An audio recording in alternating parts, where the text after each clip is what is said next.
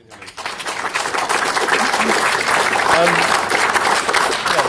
now entering the public participation part of the meeting, and I'll be asking people from the floor to make a comment and then turn it into a question. If I could ask you, please, I imagine quite a few people will want to ask questions, make a contribution, so please don't, if you can keep your comments reasonably brief. I'm sorry, I don't know everybody's name, so I'm going to have to rudely point to you and indicate to you as you put your hands up. So if you'd like to begin. Yeah. With that note of optimism, there's been quite a lot of talk about the Progressive Alliance, obviously in trying to overcome the no-deal Brexit scenario. But what do you see as the chances of linking, taking some of that energy, linking up the Green New Deal with against Trident forward beyond the next election, so that there is a more positive, whether it's in terms of a formal coalition or whether it's just a bigger grouping in Parliament that can actually make a much stronger voice for that. Did everybody hear that all right? Yeah. Good. I think that crises can be interesting, can't they? And I think that this is something positive that could come out of what is really not a very positive situation at all. But over Brexit, whatever your views are on that, and I meant to say that I'm sure some people in this audience probably did vote Brexit for very good reasons, and I hope I haven't offended anybody who did. But in terms of at least trying to stop no deal, the sort of cross-party conversations that we've been having are extraordinary, and people who've been in Parliament for many decades, longer than me, have said they've never seen anything like this in terms of the reaching out cross-party. And so I really hope that culture will continue, as you say.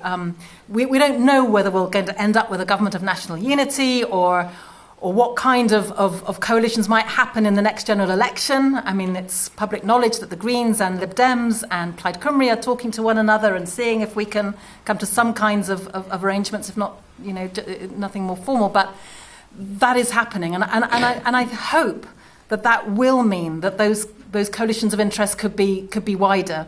There was a debate when it comes to the general election about whether or not, as well as people's position on Brexit, other issues should be put in there as well, for example, Trident or climate or whatever.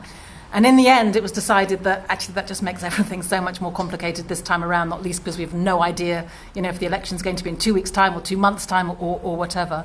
But I do think that culture of reaching out and working cross-party is something that won't change, that is really, really important. And, I take real heart from someone like Dominic Grieve, who, I don't think until all of this happened, had ever really imagined having a conversation with Greens and Lib Dems and Plaid. And he's like, he's jumping about saying how happy he is that however awful this is, it's given him an opportunity to get to know people in other parties and recognise that they are not whatever the stereotypes say that they are, that you can have serious and sensible conversations and common views and ideals. And that, I think, out of a situation which is undoubtedly incredibly stressful and difficult, I think that is really positive. Thank you. Next time I saw John at the back.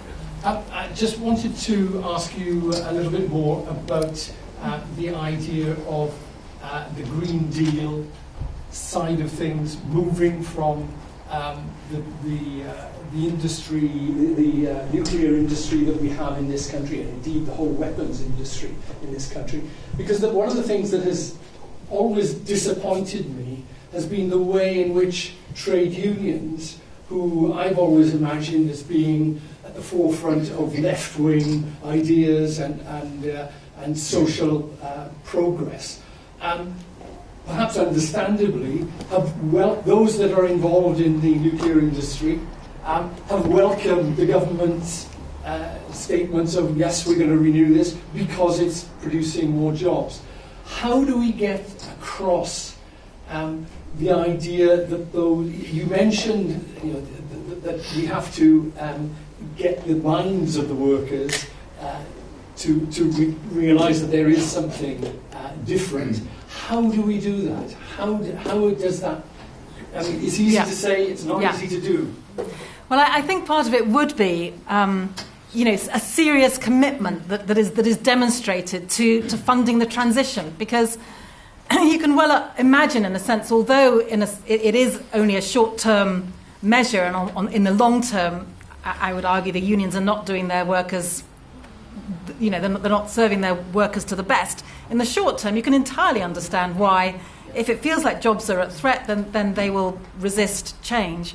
And I think the only way that we can make this whole debate more real is by creating real things. So that's why I support the idea of a defence diversification agency, a real institution that gathers the best examples of that from around the world and looks at how you do make those transitions away from defence spending and to something that is more constructive.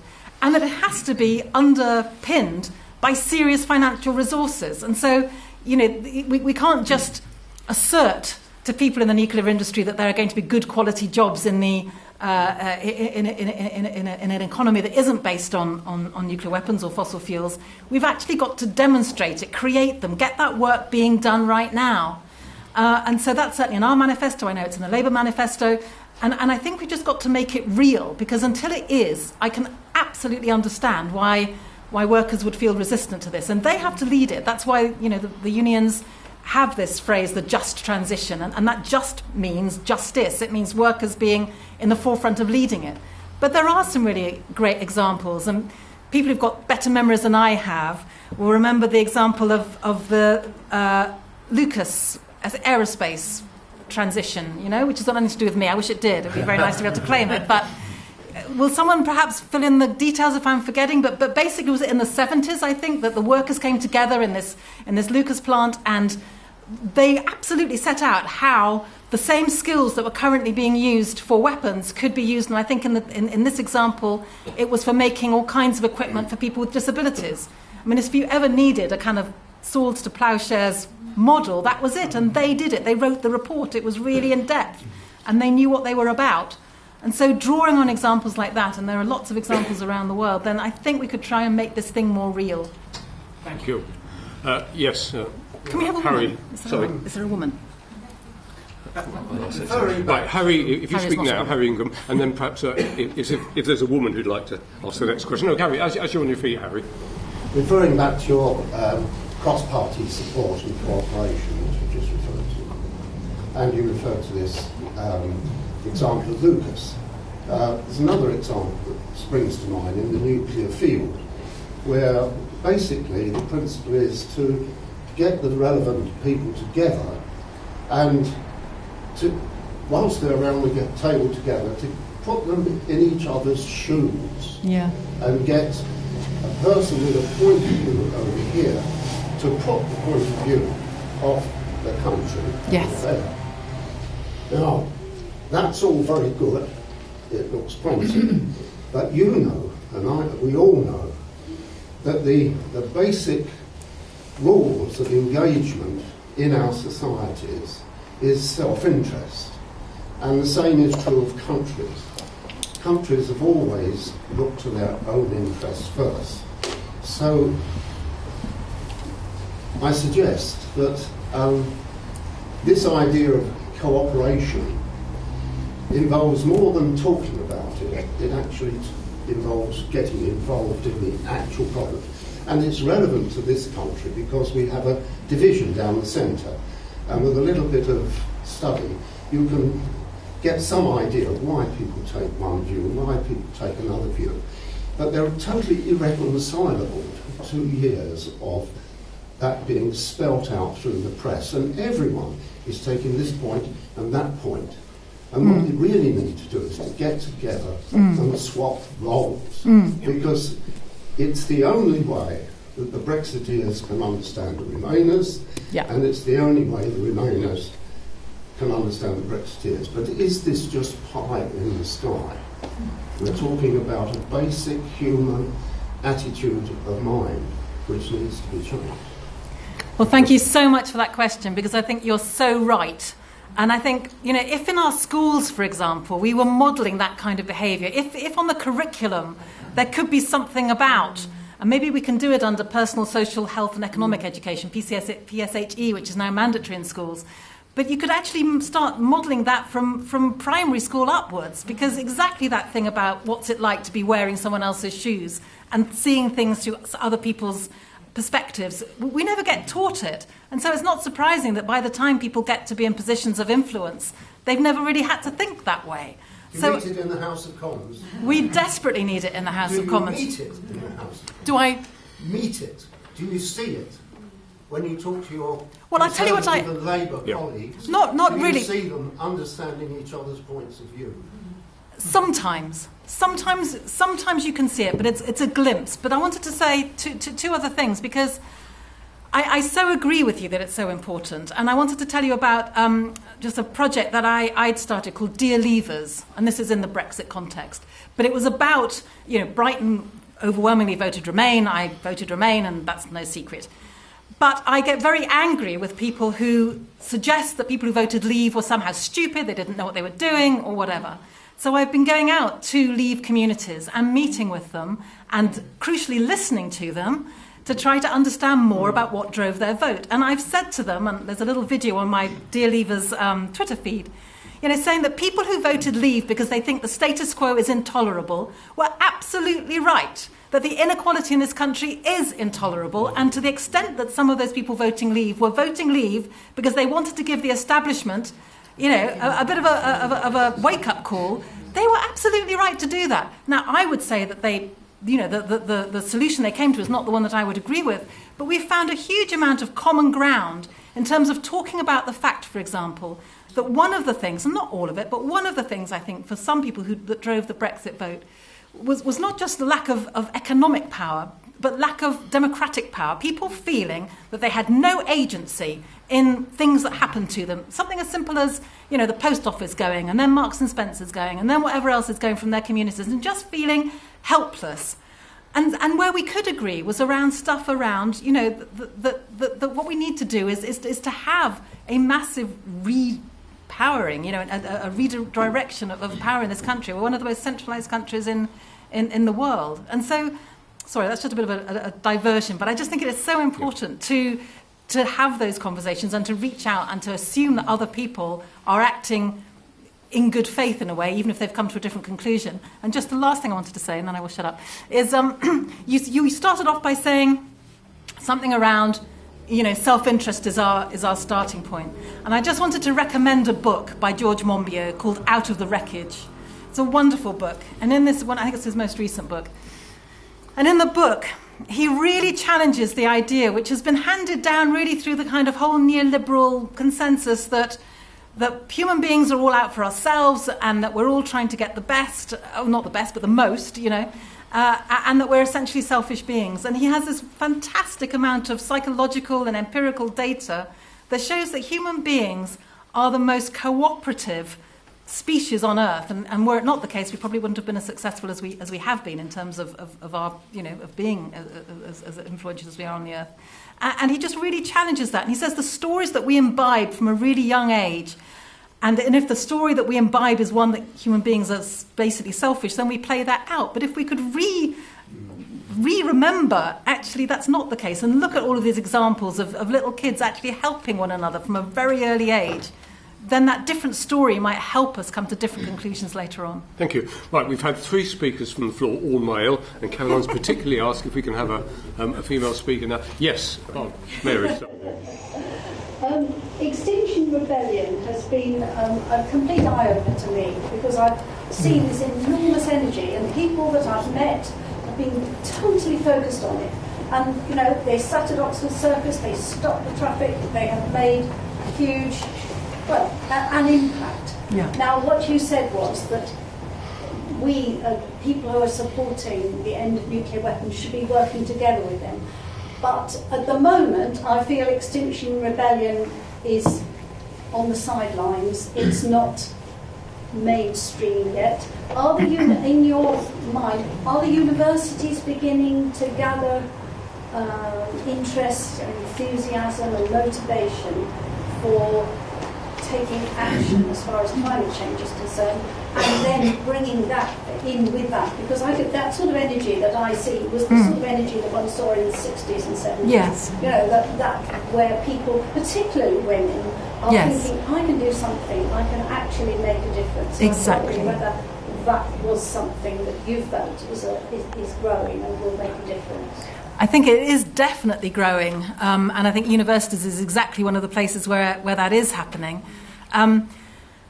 I recognise, obviously, Extinction Rebellion is very focused on the climate crisis, but I just think there might be some scope there of being able to at least make some kind of common cause around the nuclear issue too, because in a sense there are so many connections, which I've started to try to set out a little bit in what I was saying.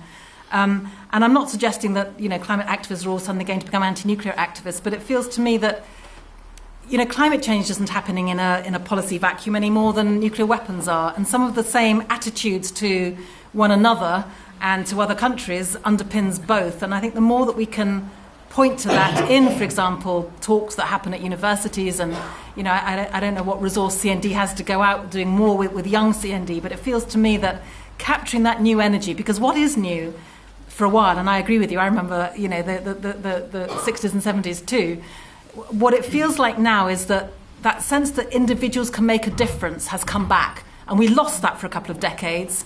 There was all Mrs. Thatcher was there is no alternative, and it all had to be this way, and that sense of massive disempowerment in a way, that sense that no one, it's just the way things are, you can't change anything. That, I think, is really exciting that's changed, and we need to key into that. Thank you. Right. Yes, up at the back. You said that you think that nuclear weapons aren't, young people are aware of them as the older generation are. Do you think that nuclear weapons and their dangers and their history should be taught in school to new generations? Yes. I do, and I think that those wonderful people who've survived from Hiroshima and Nagasaki, and quite often, at that time of year, in August of the year, they quite often have people from those cities who come over to the UK. I would love them to be doing as many school talks as possible, because there's nothing more moving and more emotionally connecting than actually imagining, putting yourself in the shoes of the people who were on the end of those two nuclear bombs that have been dropped. So, I mean, I hope it is being taught in schools, but to the extent that... Have you learnt much about it, may I ask? Not in school, though I do know about it. Well, I mean, that's really worrying. And absolutely, I mean, everyone... it's a well-known comment, isn't it, that if we don't learn from history, then we are compelled to repeat it, and to me that should be an absolutely crucial thing that we're learning about. Thank you. Could I just add a postscript to those remarks? Speaking as a retired secondary school teacher, I was not aware in any of the schools that I taught of any interest or any emphasis on nuclear weapons. Wow. And on disarmament. So it's a very pertinent point you've put. Yeah, it is. Right, thank you. Next question. Yes, gentlemen. Since I've become involved with the anti-nuclear movement, I've discovered that the ecosystem of the peace movements is very complicated and fragmented. Every week I seem to discover a new organisation and a new acronym to learn. Have you noticed that? And is it a problem? And should we be looking to consolidate more? You've talked about cooperation, but should we be actually consolidating? It feels to me you've probably got more of an insight at the moment into the ecology of the peace movement than I do. I mean, I'm sure there must... I don't... Simple answer is I don't know. I mean, generally, I'm greatly in favour of trying to join things up and make as many connections as possible. I don't know, and maybe someone else in the room does, what those different organisations are and how one might best do that. Give me an example of a new acronym. Oh gosh, well, I don't want to single any out. Okay. I mean, I'm involved with Christian CND. Okay. There's actually lots of sections of CND. Then outside of CND, there are a number of other anti-nuclear organisations with different emphases. Yes. Slightly different. I mean, I think that's all. As long as there's coordination between them, then I think that's all to the good, because they will speak to different audiences in a sense. So, I mean, I think it's great that Christian CND is obviously reaching out into faith communities, and Green CND, I think, has gone a little bit quiet, but for a while that was quite strong, reaching out more into the environment community, and I would love to see that get more revitalised again. Then you've got the Acronym Institute, and you've got BASIC, and you've got these others. But I as long as there's, and I genuinely don't know how much coordination there is between them, but as long as there's some coordination around strategy, so at the same time as CND might have a campaign about diversification and jobs, then maybe one of those other institutes could be doing some of the research around it, and maybe producing a weightier tome than CND would, and other bits of the movement can be doing similar things. It feels to me that as long as we can try and be strategic about it and have coordination between these different groups, everything's great. If that isn't happening, and by your face it looks to me that perhaps that isn't happening, then I think that could be a piece of work that needs to be done. Thank you. Right. Next question or point? David. My question is a very fundamental question. You talked in your talk about the biological and the chemical. Thank you. Yes. Yeah. I mean, it seems that somehow there was a magic ingredient there, that the world accepted that and agreed to have this treaty, world treaty. I was just wondering, is there a special ingredient that we're missing somewhere in the nuclear issue? I mean, after all, they all have the same pattern. They all threaten humanity. They all threaten the world, and so they have so much in common.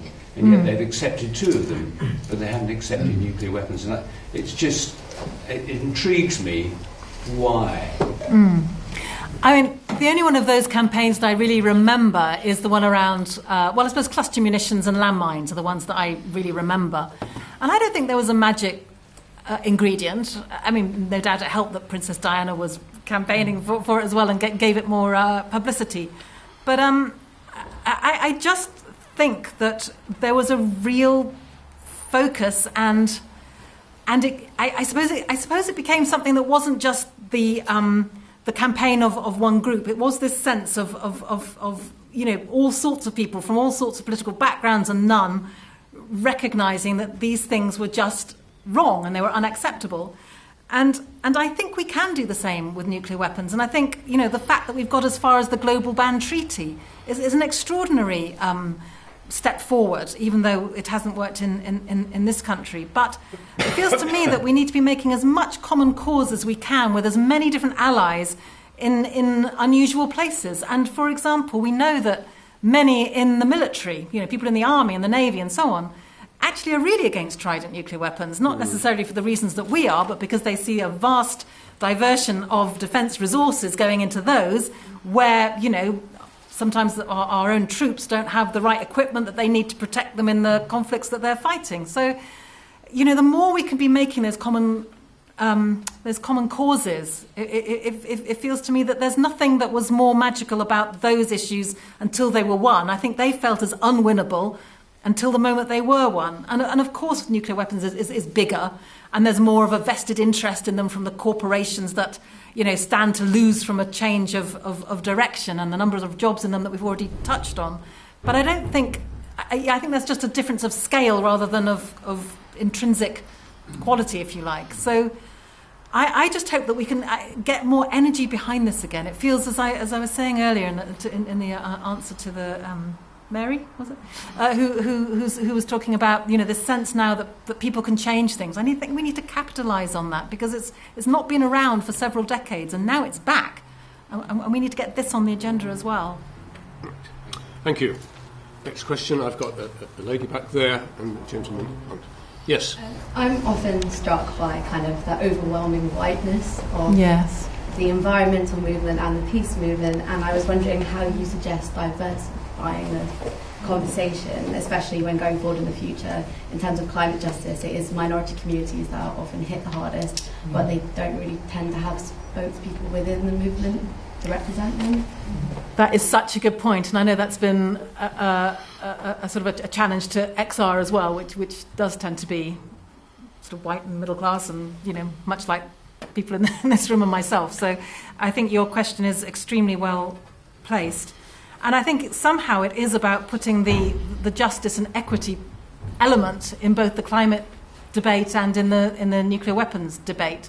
I mean, in the climate one, I suppose it's perhaps most obvious, as you say. It's the poorest communities that have done least to cause the climate crisis and will suffer most from it, and yet, as you say, are probably least represented in terms of the movements against it. And I think we need to do more to be much more inclusive and think about who is sitting on panels. And for example, at Green Party conference just gone, we had a panel on the Green New Deal, and we had some amazing women of colour who were speaking about what they're doing in their communities. So I don't think it's necessarily that it's not happening, that the mobilisation in those communities isn't happening. It's just that we're not platforming it, we're not giving it a voice.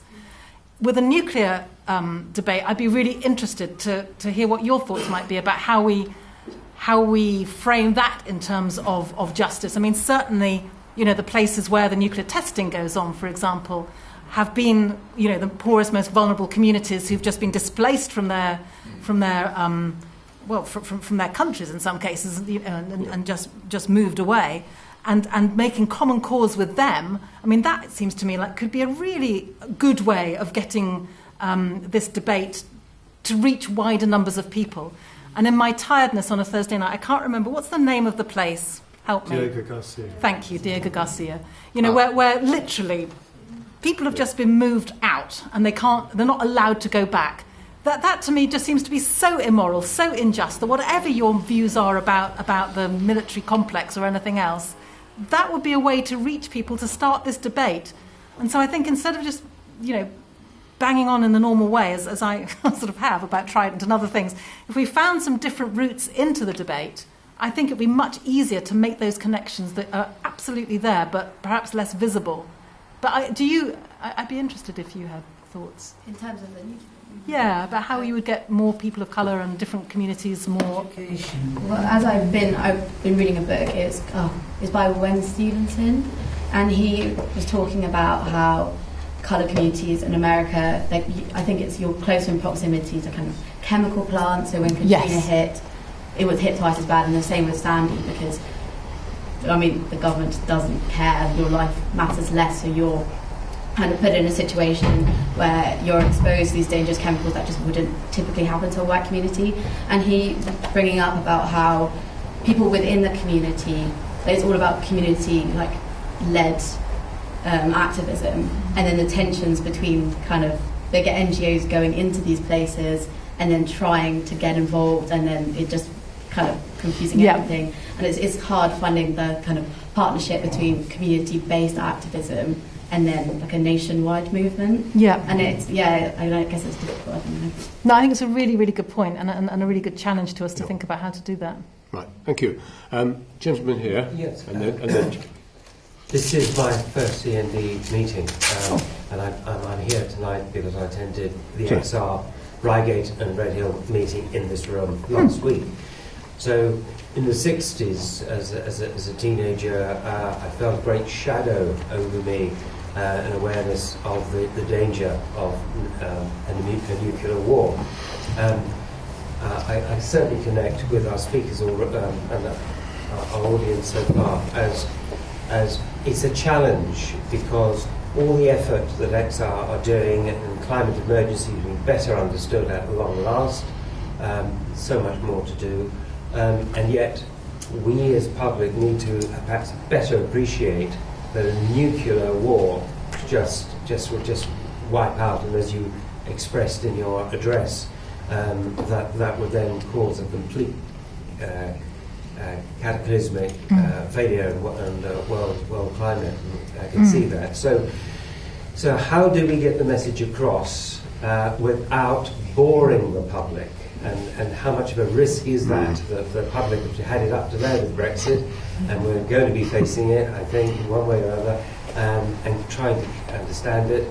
And then we have better knowledge of climate emergency, and now we have what is good resurgence of reality on nuclear proliferation and the real danger with those in power of there being an accident or intended, and even if it's a limited nuclear, that's so worrying, isn't it? Especially with the new weapons that Russia also possesses. Limited. So the question is, how do we not bore the public? How do we get the public on side and to actually be responsible for tackling both important issues, and how can we collaborate as you were hoping this was possible? Right. A bit extended. Well, I think one way we can reach people who aren't otherwise interested, engaged, who have just got too much else that they're worrying about, which is entirely understandable. I mean, the great thing about getting rid of trident nuclear weapons is that it does give you quite a lot more finance. And CND has done some great reports showing how you could spend the money that is currently wrapped up in nuclear weapons in ways that, for example, could produce, and I don't remember the figures off the top of my head, but lots of more hospitals, lots more teachers in our schools. So I think that opportunity that would come from doing it. So at a time when people are feeling a bit kind of battered by stories of things that are bad, then a way around it might be to say, well, hang on a minute, look at the dividend you would get, the so-called peace dividend, if we were not wrapping up so much money in a weapon of mass destruction that doesn't even that isn't even effective and doesn't address the real threats that we face in this country. So I think trying to perhaps think of different ways into the debate rather than saying you're already worried about Brexit, you're already worried about climate, here's something else to be worried about, which might not be the best way in at the moment. But also I think in some of those mobilisations that are going on in universities and schools and so forth around climate, I think it is an opportunity to talk about the threat of nuclear as well when people are thinking about how do we mobilise against a system, in a sense, that is giving us both a climate crisis and a nuclear crisis, because there are similarities. And if we could really work up a really strong analysis of how that same kind of economic model and so forth and the same kind of attitudes leads you to both sets of crises, then I think it would be possible to mobilise some of those same people around the twin challenges. Yeah. Thank you. Toby. And then I think we've probably got time for one more, possibly two questions. Yeah, so understandably, you sort of discussed the most visible issues, nuclear weapons, conventional weapons, and climate change. I wonder if you could sort of talk about the less visible things that are happening. I think you briefly mentioned sort of cyber war. But one of the things I find quite upsetting is what happened in Turkey with the murder of the journalist, the Saudi journalist. Yeah. The fact that governments could do these things and get away with them with no justice at all, I find that quite upsetting. So what do you think the UK government, apart from actually being a good example on the world stage and you outline lots of things we should be doing, what else is going on, what else should we be doing to sort of stop those kind of tensions and things that are happening but we don't really see?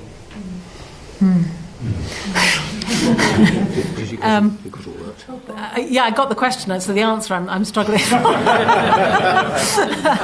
I mean, it's a very good question, and you're right. There are a myriad hideous injustices that are happening on a daily basis. That many of them don't even get as far as the media.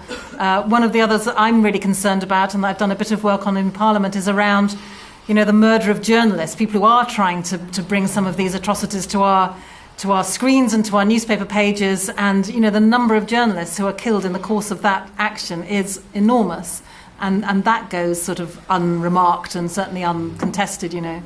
So, I mean, beyond going back to the famous Robin Cook's ethical foreign policy and actually having a moral basis to our politics, which has slightly gone out of fashion, it's quite hard to think of a systemic way of addressing what you're describing, because each one of us can identify some atrocity that has happened that we're deeply concerned about, and there would be no shortage of those to identify. But in terms of having a systemic way of saying how do we get a government to care about these different issues rather than just to only care about what it is in its immediate strategic self-interest, I think does come back to a moral conversation.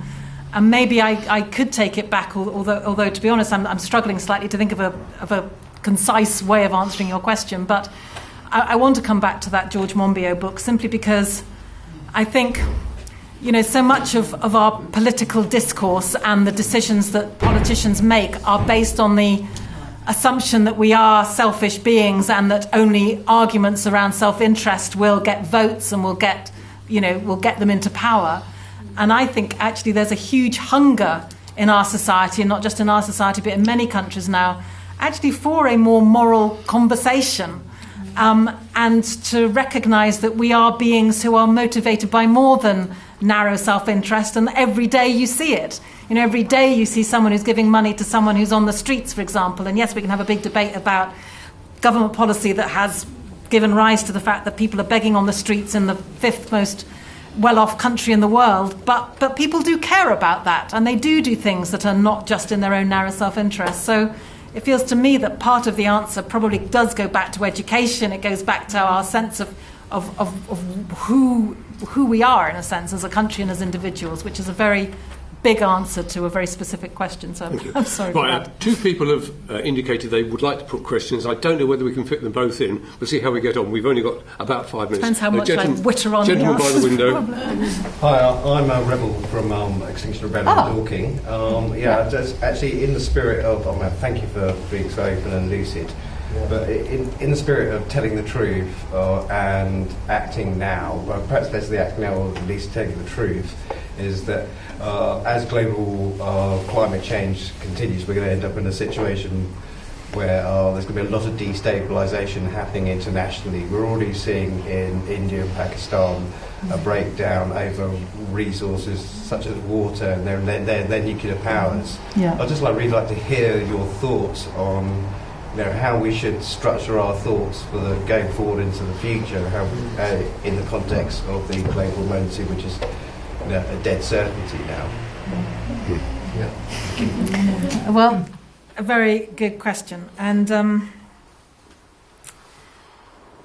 I don't know much more than I can say than I've already said, except for reinforcing the idea that I think there needs to be more analysis of a set of thinking, a set of global institutions, an economic system that has given rise to the dual crises that I think that we face. More than dual, there are many crises, but the climate crisis, as I say, to me, isn't happening in a vacuum. It's happening because we've allowed the corporations to have so much power, for example, and we know, and you'll probably get it off the top of your head quicker than I can, but what is it? About 30 or 40 corporations are responsible for 70% of the emissions. Don't write that down, anyone, because that isn't accurate, but it's in that order of magnitude. And so that same corporate domination and the way in which we've allowed corporations just to have so much power in our societies is not dissimilar when it comes to those companies, those huge companies that are the ones who are pushing the arms trade and who are benefiting from